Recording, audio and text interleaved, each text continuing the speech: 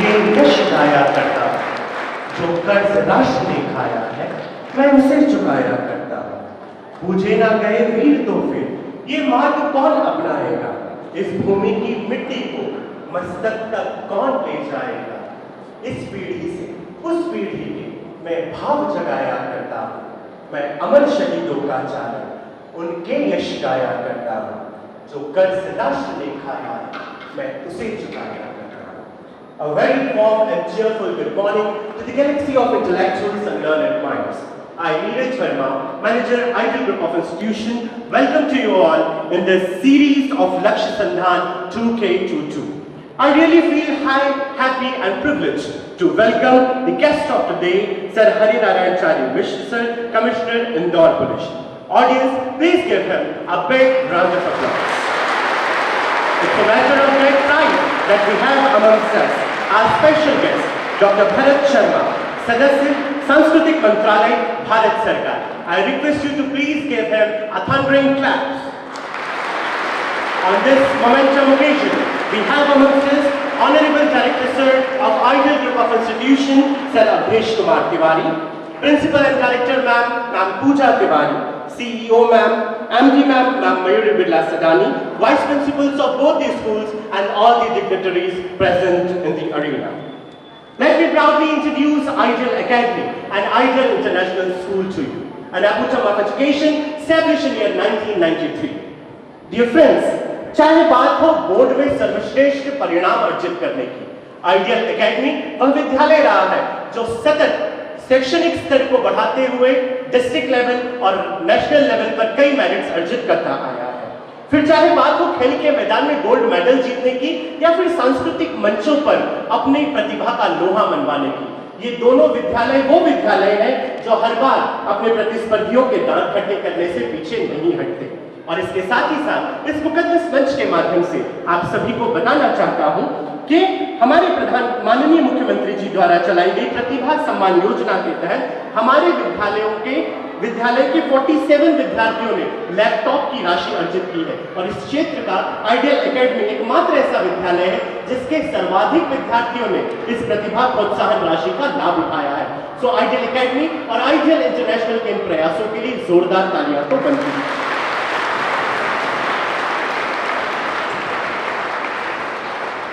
It gives me immense pleasure to welcome the guests of today. For the same, I request the head boy and head girl of Ideal International School to kindly come up on stage. Rajkumar Jaiswal, head boy, Ideal International School. Tanushree Pran, head girl, Ideal International School, to welcome the guest of the day, Sir Hari Narayan Chari Mishra. Audience, please give them a big round of applause.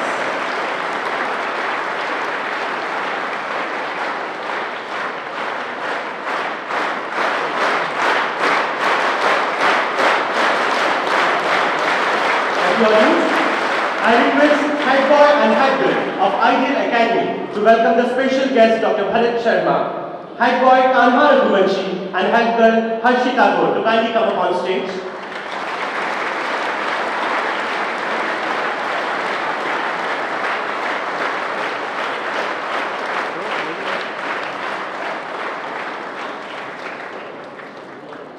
On this auspicious occasion, we have amongst us TI of Bandanga Thana, Sir Rajendra Soni ji.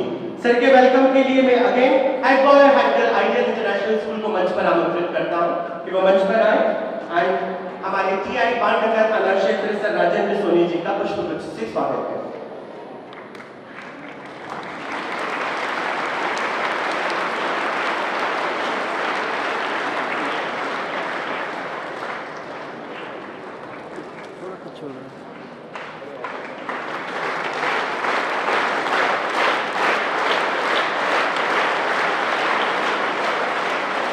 हम सभी बच्चे पूरी मेहनत और लगन के साथ पास भी होते हैं, लेकिन कक्षा 12वीं के बाद एक प्रश्न हमारे मन में उठता है कि अब आगे क्या, व्हाट नेक्स्ट। करियर काउंसलिंग एक आइडियल इंटरनेशनल स्कूल का वो माइलस्टोन रहा है जिसने समय समय पर इस देश को ऐसे कई नौजवान युवा दिए हैं जिन्होंने अपने पथ पर आगे बढ़कर मां भारत का नाम गौरवान्वित किया है। इसी श्रेणी में लक्ष्य संधान की सीरीज में आज हमारे मुख्य वक्ता के रूप में हमारे बीच मौजूद हैं commissioner of Indore police sir Hari Narayan Chari Mishra sir. Sir का परिचय देना अर्थात सर का परिचय देना अर्थात स्वयं गंगा को शुद्धता की प्रतिज्ञा दिलाने के समान है। मन से मनस्वी, तन से तपस्वी और वाणी से ओजस्वी सर हरि नारायणचार्य मिश्र सर पहले आईपीएस अधिकारी हैं जिन्होंने इंदौर में टीआई ट्रेनी के रूप में अपना करियर शुरू किया और अब 16 साल बाद शहर के पुलिस आयुक्त बने। खास बात यह है कि इंदौर में ही आप सीईओ, वरिष्ठ पुलिस अधीक्षक, डीआईजी और आईजी बनने वाले एकमात्र अधिकारी हैं। प्रशासनिक पद पर रहते हुए उत्कृष्ट प्रदर्शन करने के लिए आपको कई अलंकरणों से सुशोभित किया गया है। उसी श्रृंखला में देश के महामहिम राष्ट्रपति जी द्वारा आपको पुलिस सेवा सम्मान से भी सम्मानित किया गया है। आप जैसे विद्वान, विषय मर्मज्ञ और गुणी व्यक्तित्व को अपने बीच पाकर आइडियल ग्रुप ऑफ इंस्टीट्यूट आज धन्य है। एक बार पुनः जोरदार तालियों के साथ ये मंच आपका स्वागत करता है। आप सभी का ज्यादा समय ना लेते हुए I request honourable guest of the day to kindly come upon stage for the session. इस संस्थान के सभी बच्चों जिनका उत्साह अभी देखते बन रहा है, बड़े सुबह से बच्चों की जो तालियां हैं वो बता रही हैं कि बच्चे बड़े ऊर्जा से भरे हुए हैं और बड़े उत्साह में हैं। ऐसे सभी बच्चों को मैं स्वागत करता हूं कि इस कार्यक्रम में इतने उत्साह से आए हैं। इस कार्यक्रम के इस यहाँ के डायरेक्टर अवधेश तिवारी जी, भरत शर्मा जी, यहाँ उपस्थित अन्य शिक्षकगण, यह बच्चों की जो उम्र है वो जीवन का वो उम्र है, वह पड़ाव है, यात्रा की वो पड़ाव है, दौर है जब हम कुछ करने की दिशा में, कुछ बनने की दिशा में बढ़ रहे होते हैं। इस समय इतनी ऊर्जा होती है, इतना मनोबल होता है कि बच्चे जो चाहें, जिस दिशा में बढ़ना चाहें उस दिशा में शिखर तक पहुंच सकते हैं। आइंस्टीन कहा करते थे कि कई बार हम मछली की जो योग्यता है वो पेड़ पर चढ़ाकर नापने लगते हैं और सही मूल्यांकन नहीं कर पाते। मुख्य तौर पर कई बार आपाधापी में और अंधी प्रतिस्पर्धा में बच्चे, कई बार उनके परिजन, कई बार शिक्षक बच्चों की उस जो अंतर्निहित प्रतिभा है उनके अंदर, उनके जो मानस की जो क्षमता है उसको नहीं पहचान पाते। आज जीवन के हर क्षेत्र में, हर दिशा में बढ़ने की अपार संभावनाएं हैं। जरूरत है कि बच्चों की उस प्रतिभा को पहचाना जाए, वो किस क्षेत्र में जाना चाहता है, किस दिशा में बेहतर करना चाहता है। जरूरी नहीं कि वो मैथ में जाकर के इंजीनियरिंग ही निकाले, जरूरी नहीं है कि वो डॉक्टर ही बने। वो साहित्य में भी अच्छा कर सकता है, कला में भी अच्छा कर सकता है, संगीत में भी अच्छा कर सकता है, खेल में भी अच्छा कर सकता है। लेकिन जिस दिशा में करे अपनी प्रतिभा को 100% उसमें दे। अगर प्रतिभा उसमें 100% उस बिंदु पर केंद्रित होगी तो जैसे हम लोगों ने मैग्नीफाइंग ग्लास देखा होता है, बच्चों ने प्रैक्टिकल में देखा होगा मैग्नीफाइंग ग्लास, सूरज की रोशनी को जब उस मैग्नीफाइंग ग्लास से जब हम फोकस करते हैं तो कागज कैसे जल उठता है। उसी तरह हमारी जो ऊर्जा होती है, हमारी जो प्रतिभा है, हमारी जो क्षमता है, उसको पूरी एकाग्रता से अगर हम एक स्वाभाविक जो हमारा प्रवाह है, जो हमारी स्वाभाविक प्रतिभा है, उस दिशा में अगर फोकस करें तो हम उस सफलता की आंच को, सफलता की जो रोशनी हो उसको देखेंगे, वो कागज को देखो जल उठेगा। इसलिए जरूरत है कि इस दिशा में बच्चों की भी जिम्मेदारी है, लेकिन बच्चे चूंकि उतने परिपक्व नहीं होते, ऐसे में माता पिता की जिम्मेदारी है और शिक्षकों की जिम्मेदारी है कि बच्चों के उस स्वाभाविक प्रवाह को पहचाने। आखिर वो कौन सा स्वाभाविक प्रवाह, स्वाभाविक दिशा है जिसमें बच्चा 100% दे सकता है। और हमारे यहाँ उच्च शिक्षा ज्यादा है। उच्च शिक्षा में अगर आप देखेंगे कि सबसे ज्यादा उच्च शिक्षित लोग, डिग्री वाले, वो हमारे देश में, लेकिन अब दुनिया के दूसरे देशों में देखेंगे, विकसित देशों में देखेंगे, वहां पर दूसरी तरह की जो व्यावसायिक शिक्षा है, जो प्रोफेशनल ट्रेनिंग है, उसकी संख्या ज्यादा है। इसलिए हम ज्यादा से ज्यादा पढ़ें तो बहुत अच्छी बात है, लेकिन जो पढ़े वो मनोयोग से पढ़े, वो थोपे हुए ज्ञान की तरह ना पढ़े। निश्चित तौर पे इसमें हमारे शिक्षकों की बड़ी महत्वपूर्ण भूमिका होती है। हमारे मां बाप की सबसे बड़ी महत्वपूर्ण भूमिका होती है। कई बार रिजल्ट के जब निकलते हैं, हम सुनते हैं कि कई बार बच्चे, छोटे छोटे बच्चे 10th 12th के बच्चे डिप्रेशन में चले जाते हैं, अवसाद में चले जाते हैं। यह उम्र अवसाद में जाने की नहीं है। इस उम्र में जरूरत है कि अपनी ऊर्जा को इस तरीके से, तीव्रता से हम आगे ले जाएं, अपने मनोबल को ऊंचा ले जाएं कि छोटी मोटी समस्याएं, छोटी मोटी बाधाएं हमारे मनोबल को न डोला सके।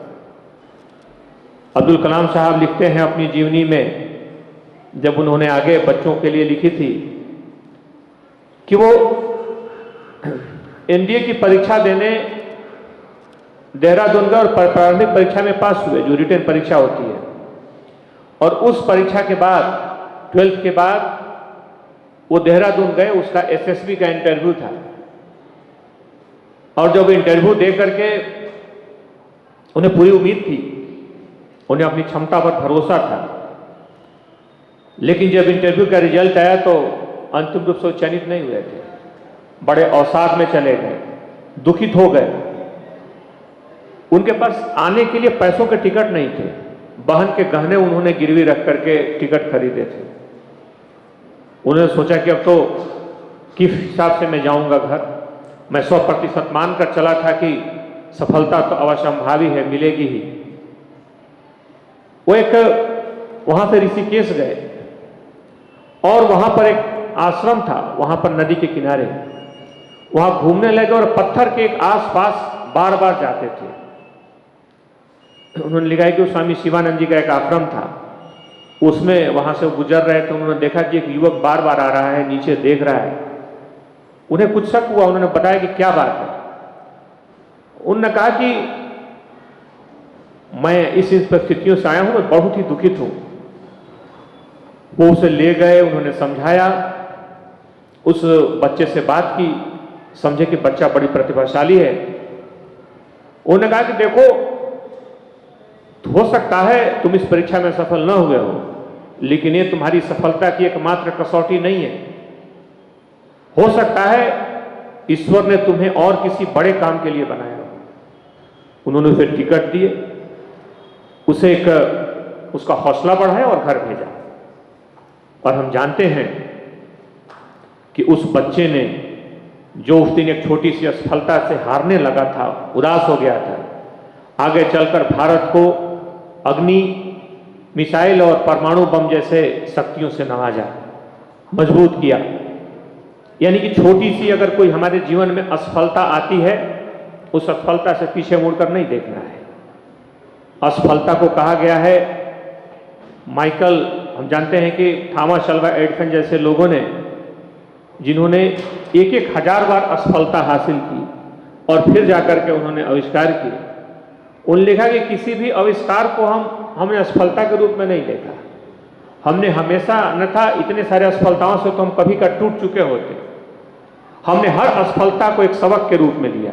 हमने ये जाना कि उस जगह पर जाने के बाकी रास्ते तो हैं, लेकिन यह रास्ता नहीं है। इतना तय है कि यह रास्ता सही नहीं है, इसलिए उस रास्ते को छोड़ करके तो हमने कुछ न कुछ नया सीखा।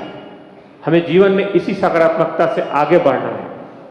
और हम जानते हैं कि इस कम्युनिकेशन के कई बार कम होने के कारण, जैसा मैंने जिक्र किया कि माँ बाप के साथ संवाद होना जरूरी है, शिक्षकों के साथ संवाद होना जरूरी है।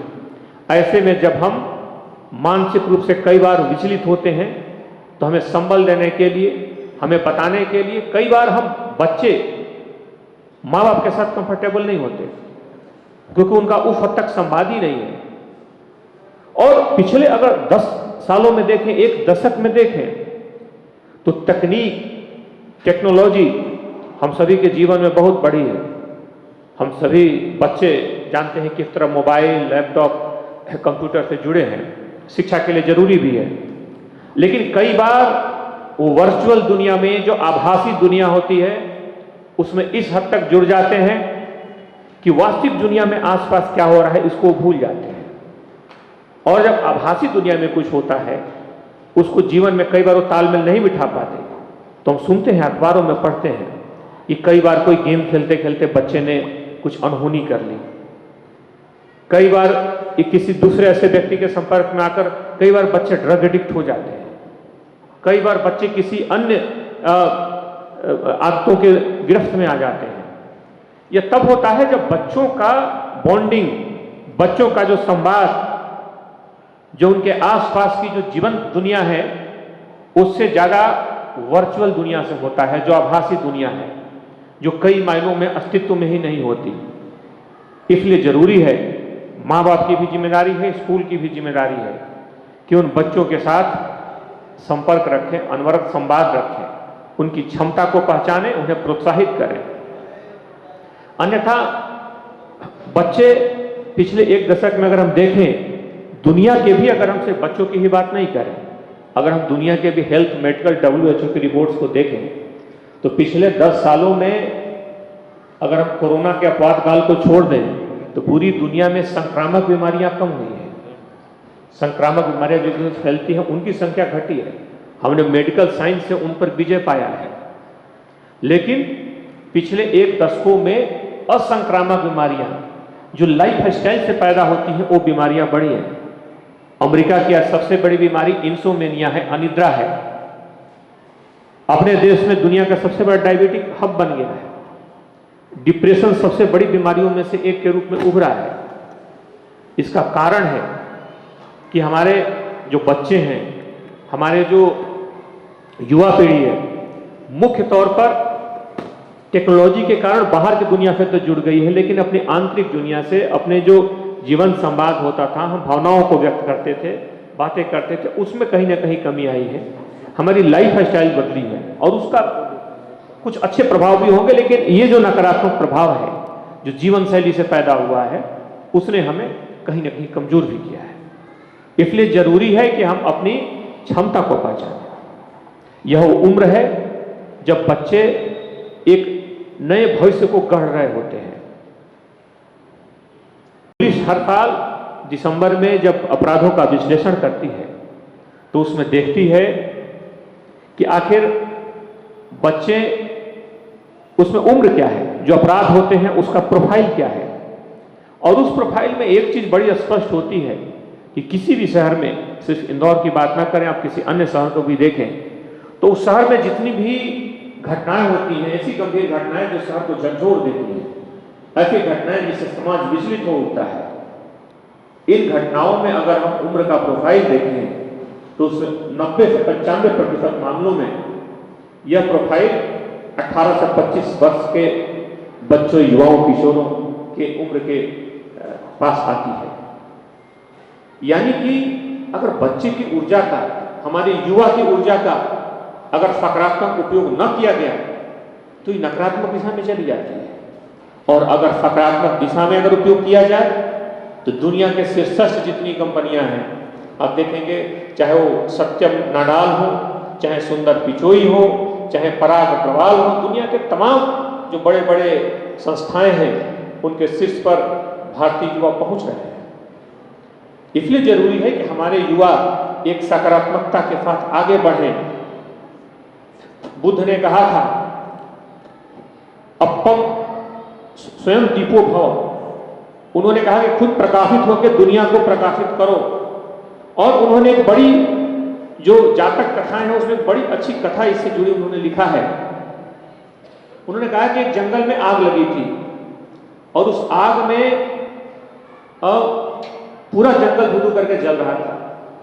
उस जंगल में एक छोटी सी चिड़िया उसमें एक तालाब से पानी ला करके पेड़ को बुझाने की कोशिश कर रही थी। यह देख करके वहां से कौवा निकला और वह देख करके उसने काफी उसका मजाक उड़ाया और कहा कि आखिर इस चीज की क्या जरूरत है, तुम जानती हो कि इससे कोई असर नहीं पड़ेगा। चिड़िया ने कहा कि मैं 2 कारणों से ऐसा कर रही हूं। पहली चीज कि मैं यह बताना चाहती हूं कि मैं आग लगाने वालों के साथ नहीं, आग बुझाने वालों के साथ हूं। और दूसरा, जब मैं बाद में सोचूंगी तो मुझे इस बात का अफसोस नहीं होगा कि इस आग को बुझाने के लिए जो कोशिश हो सकती थी वो मैंने नहीं किया। मुझे इस बात का, एक बात का संतोष रहेगा अंदर ही कि मैंने इस आग को बुझाने में जो संभव था अपना प्रयास किया। तो जीवन में इस सकारात्मकता के साथ, इस पॉजिटिविटी के साथ हमें आगे बढ़ना है। और जब हम आगे बढ़ेंगे तो हमें आसपास के परिवेश के प्रति, अपने जीवन के मूल्यों को लेकर के सावधान रहना है। हम जानते हैं कि आजकल के युवाओं को जो चीजें जो परेशान करती हैं उसमें ड्रग्स की समस्या एक बड़ी समस्या है। जब बच्चे कॉलेज में जाते हैं, यहाँ से आप लोग अभी कॉलेज जाएंगे, जो 12th के बच्चे दूसरी संस्थाओं में जाएंगे, कई बार संवाद की कमी के कारण, और जो हमने बताया कि कई बार जो चमकती हुई अचानक जो कुछ एक वर्चुअल दुनिया में तस्वीर खींची जाती है और उससे लगता है कि शायद हम यही दुनिया ज्यादा सही और बेहतर है, उसमें बच्चे उस चक्काचौंध में उलझ जाते हैं। हमें सतर्क रहना है, हमें जानना है कि इस तरह की किसी भी प्रलोभन और चक्काचौंध से बचकर अपने लक्ष्य की तरफ आगे बढ़ना है। और ये उम्र है जिसमें एक शिक्षक सही दिशा में प्रेरित कर सकते हैं। ट्रैफिक की मैं बात कहूँगा, आज जितने भी एक्सीडेंट्स होते हैं उसमें 70% एक्सीडेंट जो है, 70% जो दुर्घटनाएं होती हैं उसमें दुपहिया वाहनों का रोल सबसे ज्यादा होता है। और दुपहिया वाहनों में अगर हम सबसे ज्यादा देखें तो सबसे ज्यादा संख्या जो उसका शिकार होते हैं हमारे लगभग 20 से 25-26 साल के युवा से सबसे ज्यादा प्रभावित होते हैं। इसका कारण है कि बच्चे जो, और उसमें अगर हम देखें कि सबसे बड़ी वजह क्या है, सबसे बड़ी वजह है स्पीड ड्राइविंग, तेज रफ्तार से जो वाहन चलाते हैं वो सबसे बड़ी वजह है। मोबाइल पे बात करते हुए वाहन चलाना सबसे बड़ी वजह है। दूसरे जो 2-3 जो वजह है उसमें सीट बेल्ट ना लगाना, हेलमेट ना लगाना, बहुत ज्यादा लोगों का, 3 लोगों का चलना, ये सारी चीजें ऐसे हमें पता है। लेकिन बच्चों को लगता है कि हम जो उसमें हम तेजी से रफ्तार में चलेंगे, हम अपनी तेज रफ्तार से चलेंगे तो शायद उन्हें लगता है कि ये जो थ्रिल है ये जीवन क्या है, जिसे हमें करना चाहिए। उन्हें जानते हैं कि थ्रिल्स बट किल्स, ये जीवन को ले लेगी, घटनाएं छोटी छोटी। इसलिए हमारे बच्चों को इन छोटी छोटी चीजों से सावधान रहना है, लक्ष्य के प्रति पूरी तरह से केंद्रित रहना है, समय का सही उपयोग करना है। समय जब आप प्रतियोगी परीक्षाओं में उतरेंगे, प्रतियोगी परीक्षाओं की तैयारी करेंगे तो बाकी बच्चों के पास भी उतना ही समय होगा, बाकी बच्चों के पास उतनी क्षमता होगी, अब उसमें जीत कर वो निकलेगा जो समय का बेहतर प्रबंधन करता है, जो बेहतर मैनेजमेंट कर सकता है, जो बेहतर ढंग से अच्छी भाषा क्षमता रखेगा, जो बेहतर ढंग से अपने को अभिव्यक्त करेगा, जो बेहतर ढंग से लिख पाएगा, जो प्रश्न को समझ पाएगा, जिसमें तेजी से, तीव्रता से जो अपने बातों को एक्सप्रेस कर सकता है। ये सारी चीजें धीरे धीरे एक क्रम में होती हैं और ये वो उम्र है जिसमें अपनी आप इस क्षमता को बेहतर कर सकते हैं। जीवन में बहुत सारी ऐसी चीजें आएंगी जो आपको जरूरी है कि आप पॉजिटिविटी के साथ आगे बढ़े। बहुत सारे उतार चढ़ाव आएंगे। एक व्यक्ति ने एक पार्टी रखी और उस पार्टी में उसने अपने सभी मित्रों को बुलाया। सभी लोग गए तो वहां चौंक गए। उन्होंने देखा कि एक बड़ी ही महंगी गाड़ी, उसकी जो मर्सिडीज थी बुरी तरह से एक्सीडेंट उसका हुआ था और बुरी तरह से क्षतिग्रस्त थी। लोगों ने कहा कि तो बड़ी दुख की बात है, तुम्हारी पूरी की पूरी गाड़ी का एक्सीडेंट हो गया और तुमने इतनी बड़ी पार्टी रखी है। उसने कहा कि यही तुम्हें दिखाना चाहता हूं कि इतनी बड़ी गाड़ी का एक्सीडेंट हो गया और मैं इसमें बैठा था, मुझे खरोच तक नहीं आई, तो मैं इसको देखता हूं कि कितना बड़ा ईश्वर ने हमें हमारी रक्षा की, इसके लिए मैं पार्टी दिया। तो हर चीजों को देखने का नजरिया हमारा अलग हो सकता है, हर चीजों को देखने का हमारा दृष्टिकोण हमारे जीवन की सफलता और असफलता को तय करता है। और मेरा मानना है कि जीवन में जब बच्चे प्रतियोगी परीक्षाओं की तैयारी करें, अलग अलग सफलता के मानक हो सकते हैं, लेकिन मुझे लगता है कि हम जीवन में कितना हो ऊंचाई पर चढ़े, हम बड़े से बड़े लोगों को हम देखते हैं कि बड़ी से बड़ी जिनका हम नाम सुनते हैं वो किस तरह से कई बार डिप्रेशन में चले जाते हैं। तो ये जरूरी है कि उस जीवन की सफलता के साथ साथ जो भौतिक सफलता है, आंतरिक रूप से हम मानवीय मूल्यों को न छोड़ें। दूसरे व्यक्ति के प्रति इम्पैथेटिक जो हमारा एक रूप होना चाहिए, उसको समझने की जो क्षमता होनी चाहिए, हमारे अंदर जो भाव होने उन्हें हमें जरूर रखना है। बच्चों में निश्चित तौर पे बच्चे बड़े उत्साह में हैं, बच्चे बड़े ऊर्जा से भरे हुए हैं। मैं उम्मीद करता हूं कि इस बार बताया गया कि इनको 45 लैपटॉप मिले थे माननीय मुख्यमंत्री जी के द्वारा। अगली बार का जो हो इसमें और ज़्यादा संख्या में हमारे बच्चे हैं, बेहतर ढंग से करें, बच्चे उज्जवल भविष्य के साथ आगे बढ़ें। उनके उज्जवल भविष्य की मैं बहुत बहुत कामना करता हूँ। Thank you.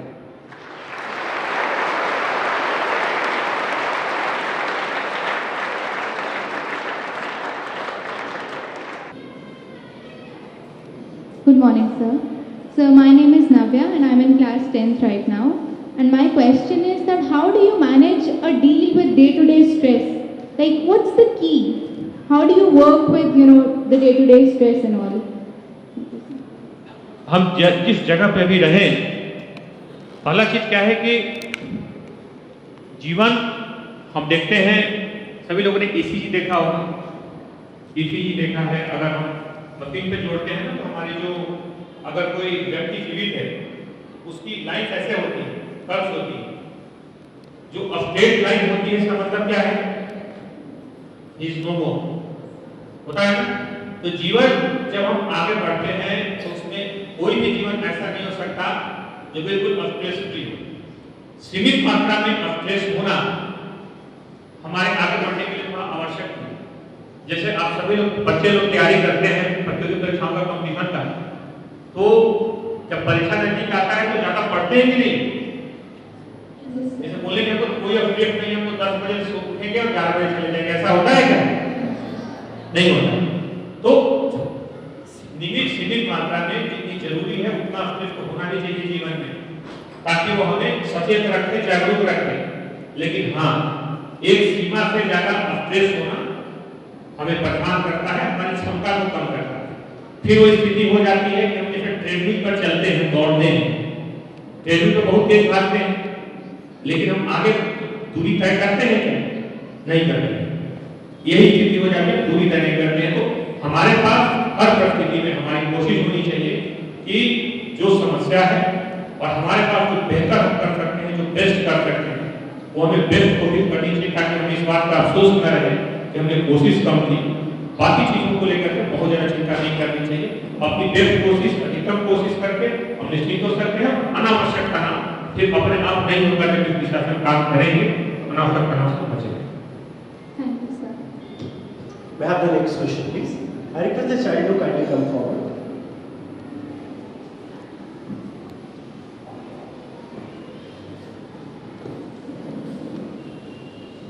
नमस्कार सर, मैं प्रेरणा ठाकुर कक्षा 8वीं की विद्यार्थी हूँ। मैं आपसे यह सवाल पूछना चाहती हूँ सर कि जैसा कि आदेश जारी करा गया है कि इंदौर शहर में 24/7 मार्केट ओपन रहेगी, तो इस दौरान महिला पुलिस कर्मियों के लिए और व्यापारियों की सुरक्षा के लिए क्या कदम उठाए जा रहे हैं? जानते हैं कि इंदौर शहर जो है बहुत तेजी से एक रफ्तार से विकास कर रहा है, और इसमें विकास के लिए आवश्यक होता है कि तेजी से उद्योग धंधे बढ़े, रोजगार के अवसर बढ़े, और उसके बाहर के लोग भी उन सुविधाओं से प्रभावित होकर आए। इस दिशा में एक बड़ा प्रयास, जैसे 12 किलोमीटर के पूरे एरिया में रोड पर, हेवी रोड पर, इसमें प्रयास किया गया है कि 24 घंटा खुले रहे। और यह सुविधा बहुत ही कम देशों में, बहुत कम शहरों में, अभी तक मात्र 30-31 शहरों में यह सुविधा उपलब्ध है। इसमें एक क्षेत्र में जो प्रयोग किया गया है, उसमें जरूरी है कि अगर उस समय दुकान खुले हैं, अगर सब लोग हैं, तो महिलाओं की सुरक्षा, बच्चों की सुरक्षा, बुजुर्गों की सुरक्षा बड़ी महत्वपूर्ण हो जाती है। इसके लिए हमारी जो राष्ट्रीय पुलिस की पेट्रोलिंग होती है, पुलिस की जो उपलब्धता है, वो चीजें बढ़ी है, पुलिस की पेट्रोलिंग बढ़ी है, उससे क्या पुलिस बढ़ी है, और उनका उद्देश्य कि किसी भी तरह की घटना ना हो। और लकली अभी तक जो भी प्रयास हुए हैं पूरी तरह से सफल हुए हैं, और वो किसी भी तरह की घटना से नहीं हुई है। पुलिस पूरी तरीके से 24 घंटा सारे जो दुकानें हैं, जो तरह की व्यवस्था की गई है, वो सफल सार्थक से। धन्यवाद।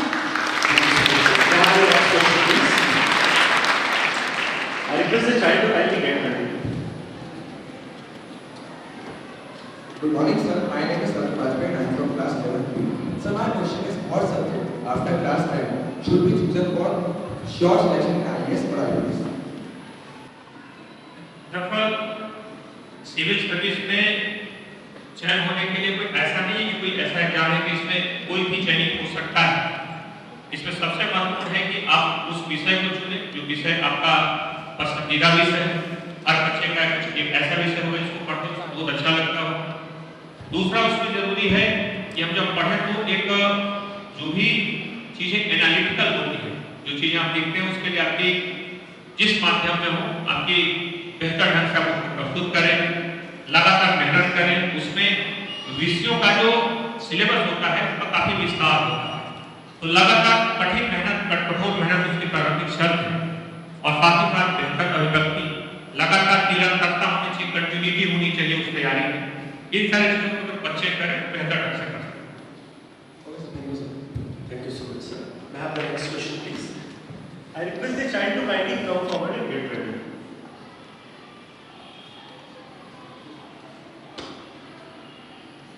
नमस्कार सर, मैं वैष्णवी यादव क्लास 9 की स्टूडेंट हूँ। मैं आपसे ये सवाल पूछना चाहती हूँ कि आप इंदौर शहर में अपने कार्यकाल के दौरान क्या बड़े बदलाव करना चाहते हैं? मुख्य जो बड़े जो भी शहर है उसकी कुछ ऐसी चीजें यहाँ पर इंदौर में अगर हम देखें तो कई चीजों में बड़े सकारात्मक सफल हुए हैं। अगर हम 8-10 साल के अगर हम पूरे एक दशक के पैटर्न को देखें तो धीरे धीरे जो बड़े जो अपराध हैं, जो बड़े किसी भी तरह की ऑर्गेनाइज क्राइम, जो बड़े गिरोह या इस तरह की घटनाएं हैं उनमें कमी आई है। तो प्रभावी तौर पर अगर हम देखें तो शहर ज्यादा से ज्यादा और सुरक्षित हुआ है। इस तरह कुछ चीजें हैं जो चुनौतियां बढ़ती हैं, जैसे ट्रैफिक की चुनौती है।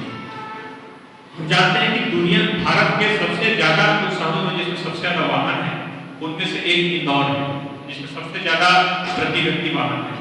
हमारे पास धीरे धीरे आने वाले दिनों में इंफ्रास्ट्रक्चर बढ़ेगा और ज्यादा से ज्यादा बेहतर ढंग से हमारे जो बाहर की तरफ जो सड़कें होंगे बढ़ेगी तो यातायात का दबाव बढ़ेगा। तो इस मामले में पुलिस की कोशिश है कि यातायात को लेकर के ज्यादा से ज्यादा बेहतर तौर कर सके, यातायात को लेकर के जो मुख्य पे जो व्यवस्थाएं हैं और बेहतर हो, और साथ ही साथ जो महिला संबंधी अपराध को न्यूनतम स्तर तक पहुंचे, हमारे बच्चे ज्यादा से ज्यादा सुरक्षित हों। ड्रग्स के खिलाफ आपने देखा होगा पुलिस में लगातार कार्रवाइयां बड़ी संख्या में रोज कार्रवाइयां हो रही हैं। उसमें कोशिश है कि जागरूकता भी फैले। आसपास इसमें पुलिस ने बहुत सारी हेल्पलाइन शुरू की है, नार्को हेल्पलाइन शुरू की है। इसमें कोशिश है कि हमारी जो युवा पीढ़ी है इन सारे मुद्दों को लेकर के सतर्क रहे। आप लोगों से हमने एक्सीडेंट का जिक्र किया। एक्सीडेंट सामान्य तौर पे शहर में जितनी घटनाएं होती हैं, होमिसाइड्स होती हैं किसी भी शहर में आज के दिन में, उससे लगभग 4 से 5 गुना ज्यादा लोग प्रभावित होते हैं एक्सीडेंट से। और उसमें मैंने बताया कि हमारा जो देश है दुनिया का सबसे युवा देश है, लेकिन हमारे युवा इतने कि हमारे युवाओं का जो एक्सीडेंट वाली चीजों में एनर्जी है, इसके लिए सबसे ज्यादा प्रभावित उसमें युवा हैं, जो बच्चे हैं, जो 20 साल 18 साल 21 साल की दहलीज पे खड़े हैं। उनकी जो ऊर्जा है बड़े कामों में और एक ऊंचे मिशन पर पहुंचने के लिए उपयोग होनी चाहिए। इसमें जो चीजों का जिक्र किया गया है कि हम गाड़ियां जो तेज रफ्तार से चलाते हैं, मोबाइल पर बात करते हुए चलाते हैं, कई बार ज्यादा संख्या में लोग बैठकर चलते हैं, इन सारी चीजों को छोटी छोटी चीजें हमें मालूम है, हेलमेट नहीं लगाते, इन चीजों का हम पालन करें तो इस तरह की दुर्घटनाएं का हो, ट्रैफिक ज्यादा व्यवस्थित हो, जो दूसरी सामाजिक जो मैंने चीजें बताई इन सब चीजों में कंट्रोल हो, तो हमारा समाज ज्यादा बेहतर होगा। परिवार को इसके लिए लगातार कड़ाई से प्रयास करें। Thank you so much, sir. Good afternoon, sir. I am Nitali from class 10, and my question is, how do you set long-term and short-term goals for becoming an IAS? मेरा शॉर्ट टर्म जो गोल है वो ये है कि हम किस class में पढ़ रहे हैं, किस जगह पे पढ़ रहे हैं, किस कक्षा में किस चैप्टर को पढ़ रहे हैं, ठीक से पढ़ें। हम जहाँ पे क्योंकि हम बहुत लंबे समय का तो हो सकता है उसमें बहुत लंबे समय लगे, लेकिन हमें जो चीज पढ़ना है, जब आगे लोग सिविल सर्विस की तैयारी शुरू करते हैं ग्रेजुएशन या ग्रेजुएशन के बाद, तो सबसे पहले वो एनसीईआरटी की बुक्स पढ़ते हैं 6 से 12 तक की, उन चीजों को पढ़ते हैं, उन किताबों को पढ़ने की शुरुआत करते हैं। इसलिए आवश्यक है कि हम जिस क्लास में पढ़ रहे हो, 8th में हो, 10th में हो, 12th में हो, जो चैप्टर पढ़ाया जा रहा है, जो विषय पढ़ाया जा रहा है, उन चीजों को ध्यान से पढ़ें क्योंकि आज नहीं तो कल देर समय को चीजें आएंगी, देर समय को चीजें हमारे सामने आएंगी। इसलिए हम उस चीज को शॉर्ट टर्म में पढ़ना शुरू करें, ये पहली मंजिल है। दूसरी मंजिल हम उन चीजों को देखें, समझें, क्वेश्चन पेपर्स को देखें, उसके लिए प्लानिंग करें, विषय को चयन कर लें कि आगे किस विषय को लेकर के रहना है। आसपास के परिवेश के प्रति हम जागरूक रहें, तमाम जो करंट अपने अपनी बाकी चीजें जो देश दुनिया में हो रही है उस पर नजर रखें। मेरे समझ से स्कूल में भी आजकल इन चीजों पर ध्यान दिया जाता है। उन चीजों को लेकर के अगर हम फोकस करें, विषय को भी चयन करके उसमें ज्यादा ध्यान दें, तो हमारे लंबे समय की तैयारी होगी और शॉर्ट टर्म में हम अपनी चीज को फोकस कर सकते हैं, जो चीज की पढ़ाई की जाए। Thank you sir.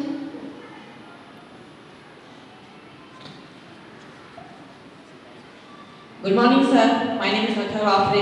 I am from class 11. Sir, my question is, how can I am a student of class 11, can help army and police and other defense services so that they can perform their duty, they can execute their duty? सबसे अच्छी चीज तो अगर तैयारी करना चाहते हो इस तरीके से, तो सबसे दो चीजें बड़ी जरूरी है इस उम्र में, इस एज में।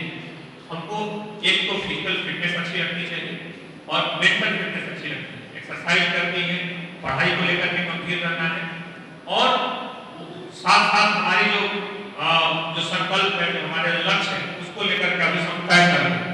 यह उम्र होती है, पहले हम सोचते थे कि हम ग्रेजुएशन के बाद, पोस्ट ग्रेजुएशन के बाद सोचेंगे और करियर को तय करेंगे, लेकिन प्रतिस्पर्धा बढ़ी है। उस प्रतिस्पर्धा को देखते हुए आपको अपनी लक्ष्य तय करना पड़ेगा। दूसरे अगर सिटीजन आप चाहते हो कि कैसे मन करें, बच्चे जो 12th पास कर लिए, जो कॉलेज में पढ़ने पे हैं, वो जो चीजें हैं जिनको बताया गया, जब आप 18 साल के हो जाओ, 18 साल के ऊपर जब आपको कुछ राइट मिलते हैं, इन चीजों का ध्यान रखें। जैसे कि बीच बीच में, जैसे कि अगर मोटरसाइकिल चलाना हो, जैसे कि आपको इवन न सिर्फ बच्चे खुद के लिए बल्कि अभी अपने पेरेंट्स को कर सकते हैं।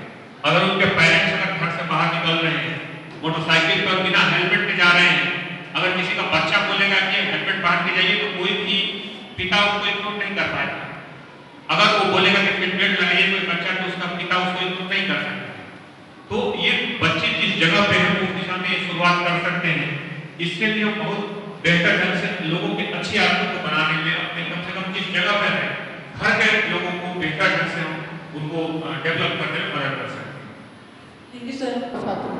सर, मेरा प्रश्न ये है कि जैसे कि हमारे माता पिता हमें अच्छी शिक्षा के लिए अच्छे स्कूल में पढ़ा रहे हैं, तो अच्छे स्कूल में जो पढ़ा रहे हैं तो वो ज़रूरी भी है, लेकिन आपने शासकीय स्कूल में पढ़कर इतने बड़ी पद को हासिल किया है, इस कड़ी मेहनत के लिए हमारा मार्गदर्शन करें। ये बिल्कुल मायने नहीं रखता हम किसी स्कूल में पढ़ रहे हैं, शासकीय स्कूल हो या स्कूल के है कि विषय को हम समझें, विषय को उसकी गहराई से, उस विषय वस्तु को समझें, उसके बाद हम डिस्कस करें, बातों को समझें।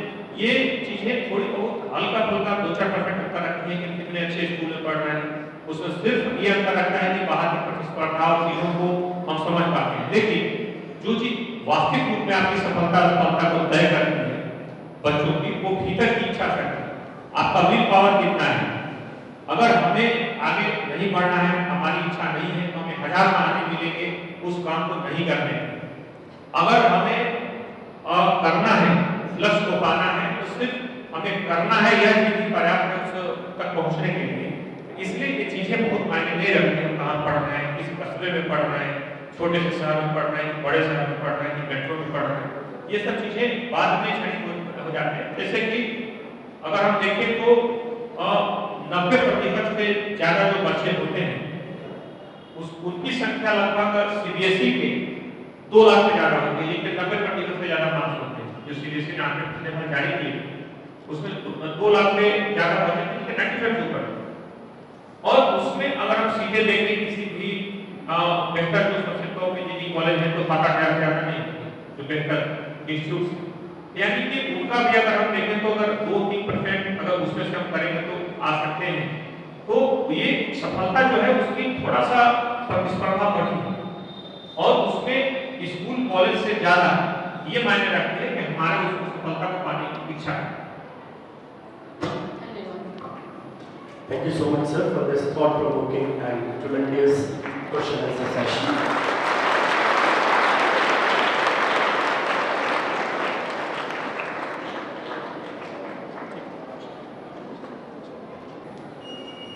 Dr. Bharat Sharma, the first person of Madhya Pradesh for not just being selected in National Cultural Fund (NCF) Council of Ministry of Cultural and Government of India, but also in the executive board for the same National Cultural Fund. It has been an honest moment to share that Dr. Bharat Sharma is an Asian-specific head for the World Book of Record, London, UK. Dr. Bharat Sharma has also been elected as a Vice President in SACC, South Asian Chamber of Commerce and Industries. He is All India Vice President of All India NGOs Association (NIA), and he is also All India Vice President in Quality Certification QC, New Delhi, India. It's really a matter of great pride that such a magnificent personality is present among us. I request her to kindly take over the stage. Over to you, sir. Audience, please give them a big round of applause. तो आपने खुद के लिए बहुत जोर तालियां बजाओ। और ये ऊर्जा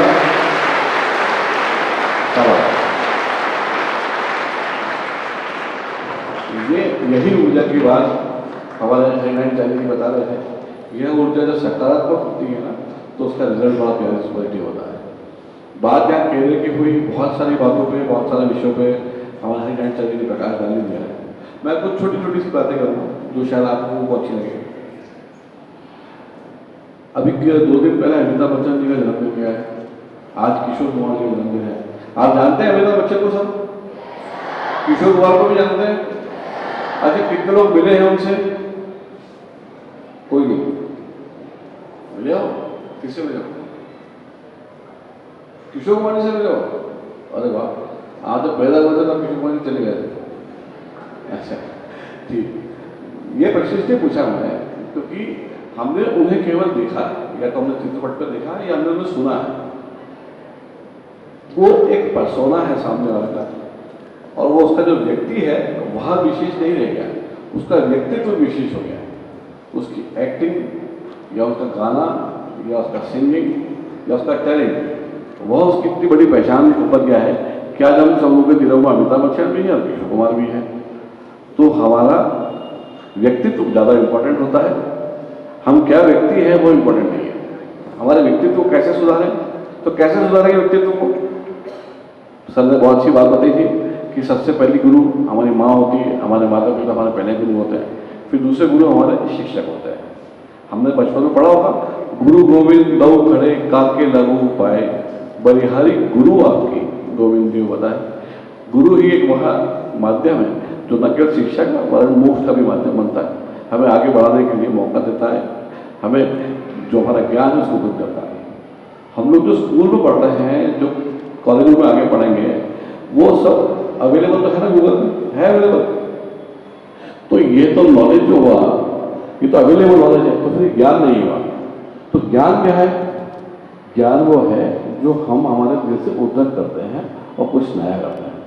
वो कैसे करेंगे? उसके मार्गदर्शक हमारे शिक्षक, हमारे गुरु और हमारे माता पिता हैं। उनकी हर बातों को यदि हम ध्यान से सुनेंगे, अनुसरण करेंगे, तो जीवन में आज नहीं, आने वाले 10 साल बाद, 15 साल बाद आपको मालूम पड़ेगा कि वाकई जो हमें टीचर समझाते थे, जो हमारे पेरेंट्स हमको समझाते थे, उसकी क्या उपयोगिता है वो बाद में समझाती है। मैं मेरा उदाहरण देता हूँ। मैं इंदौर से पढ़ा हूँ, सेंट पॉल स्कूल में पढ़ा हूँ। मैंने जब MBA करा तो MBA के बाद में मुझे वोकेशनल ट्रेनिंग के लिए भेजा गया। मैं एक बहुत बड़ा इंस्टीट्यूट पर ट्रेनिंग के लिए, ऑन जॉब ट्रेनिंग के लिए आया। तो वहाँ जब मैंने अपना रिज्यूम दिया, तो उस रिज्यूम में जब मेरा इंटरव्यू लिया गया तो मुझे एक प्रश्न पूछा गया, आपने स्कूलिंग कहाँ से करी है? मैंने कहा मैं सेंट पॉल से पढ़ा हूँ। तो उन्होंने कहा आप कल से हमारे यहाँ जॉब ट्रेनिंग पे आ जाइए। उन्होंने मुझे बाहर भेज दिया। मैं फिर गया वापस। मैं कहा सर, आपने इंटरव्यू के लिए आधे घंटे का स्लॉट दिया था और आपने आधे घंटे को मुझे बाहर कर दिया, तो आपने मुझसे कुछ पूछना ही नहीं समझा। तो उन्होंने कहा जिस व्यक्ति का स्कूल अच्छा है, तो उसका फाउंडेशन अच्छा है, बेस अच्छा है, तो मुझे सुन पे विश्वास है। आप लोग बहुत लकी हो, आप इतने अच्छे स्कूल में पढ़ रहे हो जिसका फाउंडेशन बेस आपके जीवन का मार्ग प्रशस्त करेगा। कछुआ और खरगोश, ये कहानी सुनी है सबने? उसमें कौन जीतता है? कछुआ क्यों जीतता है? कछुआ इसलिए जीत जाता है क्योंकि खरगोश सो जाता है।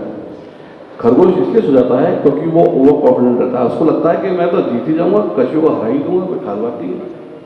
अब हारने के बाद में इसके आगे स्टोरी बन जाती है बड़ी। आगे की स्टोरी ये है कि खरगोश को बड़ा बुरा लगता है कि मैं हार कैसे गया कछुए से, एक रेस फिर हो जाए, ठीक है।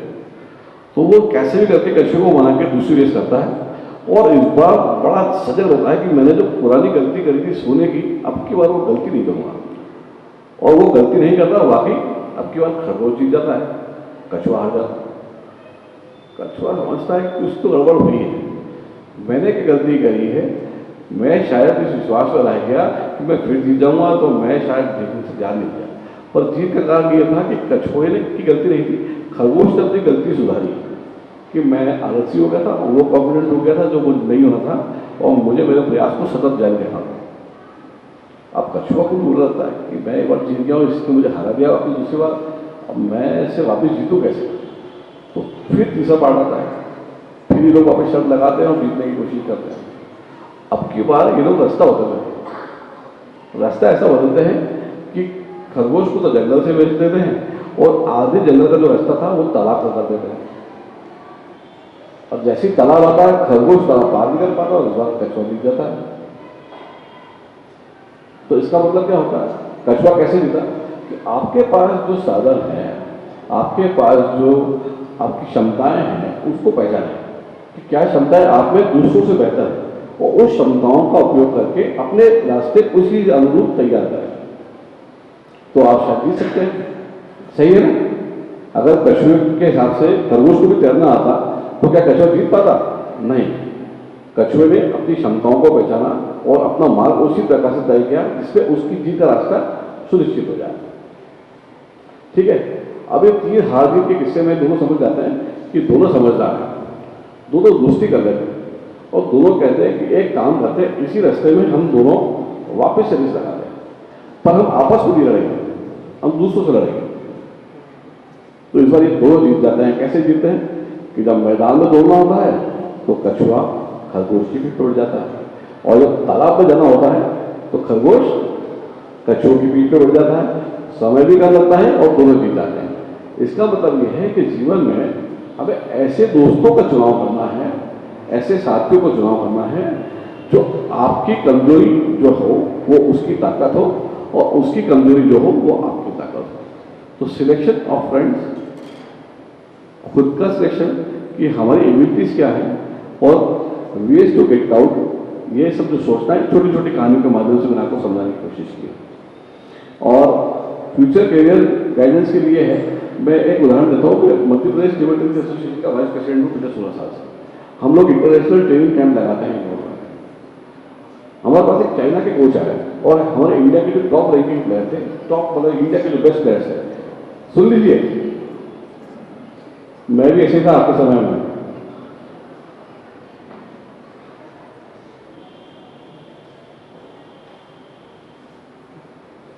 हो गया,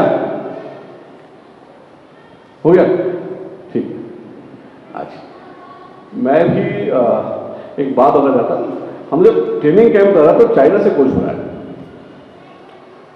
इन कोचों ने हमारे इंडिया के टॉप रैंकिंग प्लेयर्स को ट्रेनिंग दी। एक टेबल टेनिस की बॉल को वो उठाते थे और एक लेफ्ट में मारते थे और एक राइट में मारते थे। तो दो प्लेयर इंडिया के टॉप थे, एक लेफ्ट में खड़ा रहता था, एक राइट में खड़ा रहता था।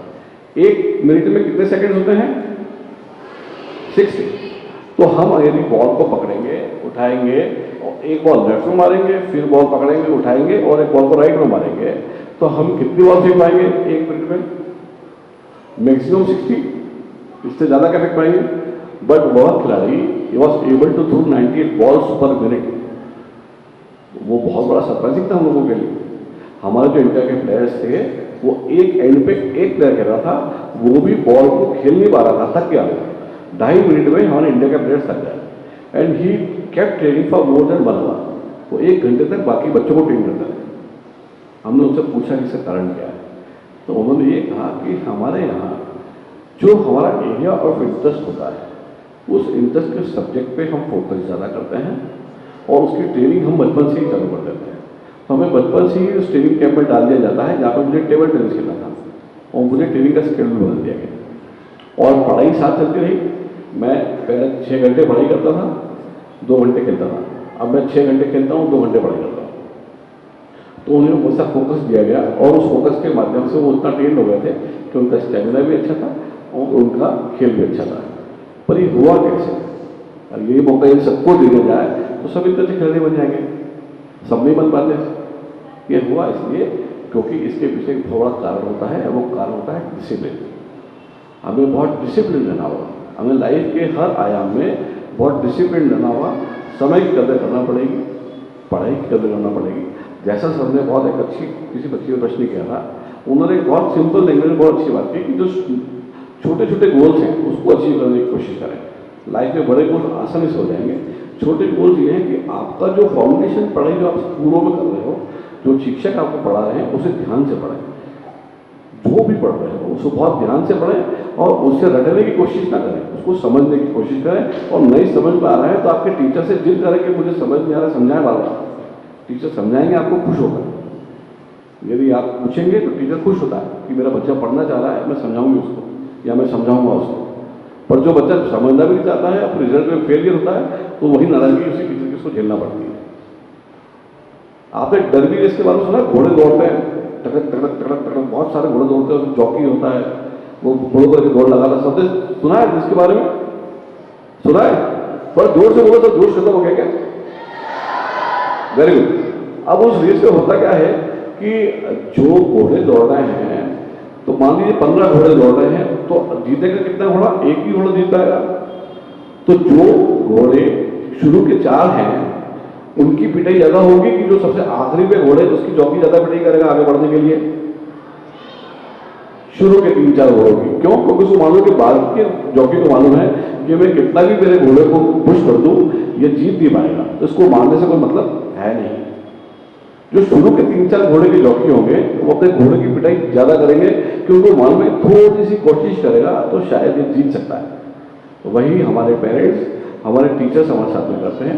If they are scolding you, if they are torturing you, if they are pressing you to study hard, उसके पीछे रीजन है they want and they know that you can excel and you can do it. वो trust आप पर टीचरों का है, वो ट्रस्ट आप पे आपके पेरेंट्स का है, इसलिए वो आपको ज्यादा परसू करते हैं कि थोड़ी सी मेहनत ज्यादा करो, तुम कर सकते हो। अगर तुम कर ही नहीं सकते तो बोलेंगे भी, उन्हें ये विश्वास। तो वही विश्वास अपने माता पिता का, अपने टीचर्स का बना के रखें और खूब मेहनत करें, खूब तैयारी करें, खूब जोश से बने रहें। मोबाइल के अलावा खेलने पे भी ध्यान दें, कुछ समय फिजिकल एक्टिविटीज पे रहें, अपने आप को स्वस्थ रखें, अपने अड़ोसी पड़ोसी का ध्यान रखें। और ये जो दोस्ती आज बनी है इसको जीवन भर तुम्हारे साथ रहने वाली है। इस दोस्ती को बड़े प्यार से निभाएं और कुछ भी लगे, मैं तिवारी जी से, मैडम तिवारी से और आपके स्टाफ से बोलता हूँ कि मैं इंदौर का ही रहने वाला हूँ, अभी दिल्ली में हूँ, मंत्रालय में। कहीं भी मिलना है, कोई भी जरूरत लगे, सुविधा लगे, मुझे जरूर याद कीजिएगा। मैं हमेशा आपको रहूँगा। आप लोगों ने मुझे बुलाया, मान सम्मान दिया, बोलने का मौका दिया, बहुत बहुत धन्यवाद।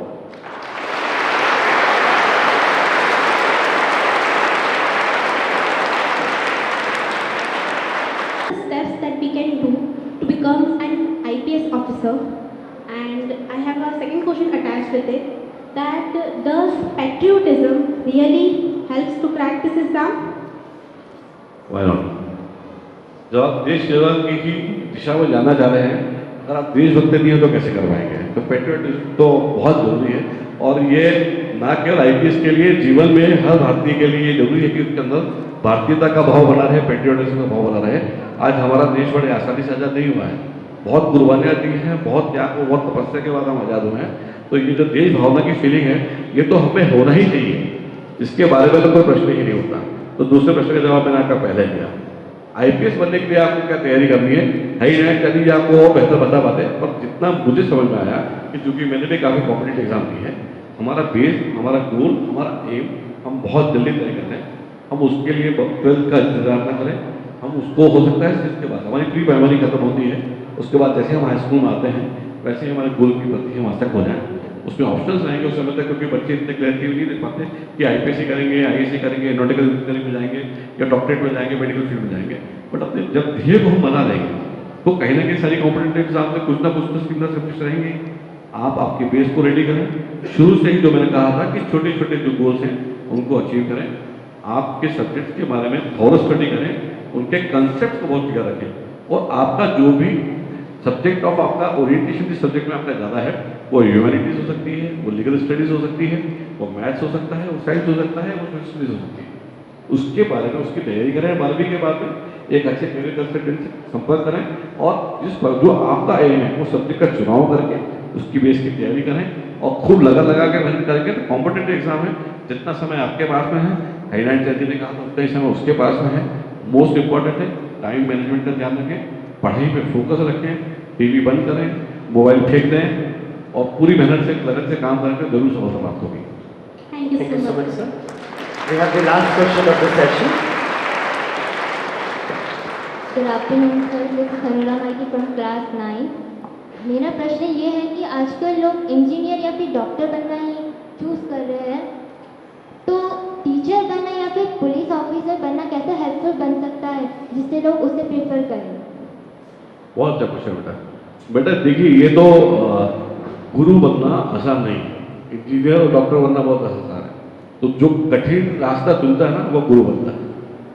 तो यदि आप जीवन में कठिन रास्ता चुनना चाहते हो और लोगों को आगे बढ़ाने का जज्बा यदि आप में है, खुद के विकास से ज़्यादा समाज का विकास, समग्र विकास की जिसकी सोच होती है वो उस दिशा में जाना ज़्यादा पसंद करता है।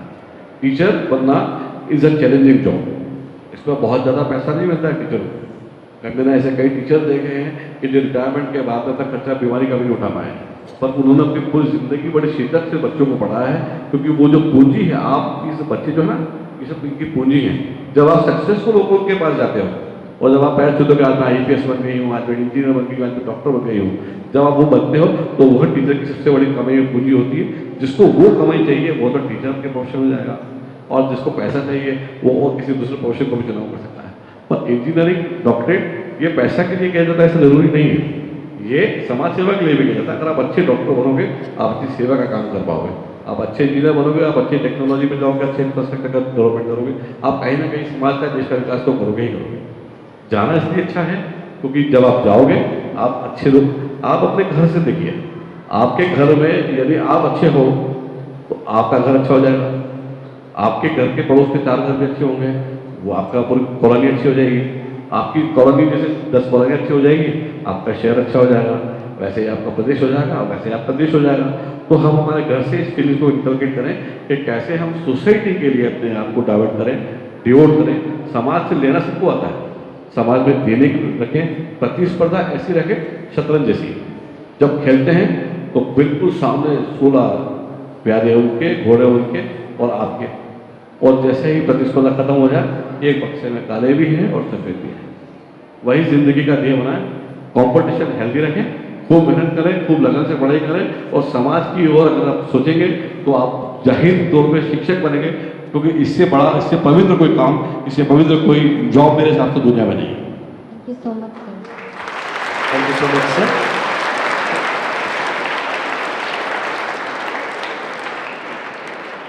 हम चाहते हैं कि आपने जो महत्वपूर्ण मार्गदर्शन हमारे विद्यार्थियों को दिया और अपना महत्वपूर्ण समय हमारे बीच रखा, वो यादें आपके मानस पटल पर अंकित रहें। इस हेतु स्मृति चिन्ह भेंट करने हेतु संस्था के director sir Avadhesh Kumar Tiwari sir को मैं मंच पर आमंत्रित करता हूं कि वो आए और हमारे आज के विशेष अतिथि डॉक्टर भरत शर्मा जी को विद्यालय के स्मृति चिन्ह स्वरूप एक छोटा सा स्नेह पत्र जो है प्रेषित करें। Audience, please give a big round of applause.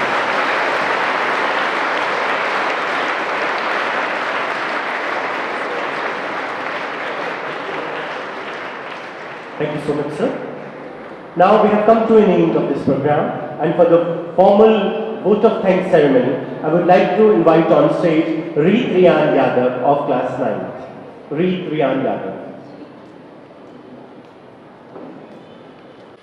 Good afternoon to respected guests, teachers and my dear friends. It has been such an honor to be part on this honorable seminar. This is our seminar in our Mr. Harinarayan sir and Bharat sir who are present here, and our council members body. Give them a huge round of applause. Thank you sir for giving your precious time to us.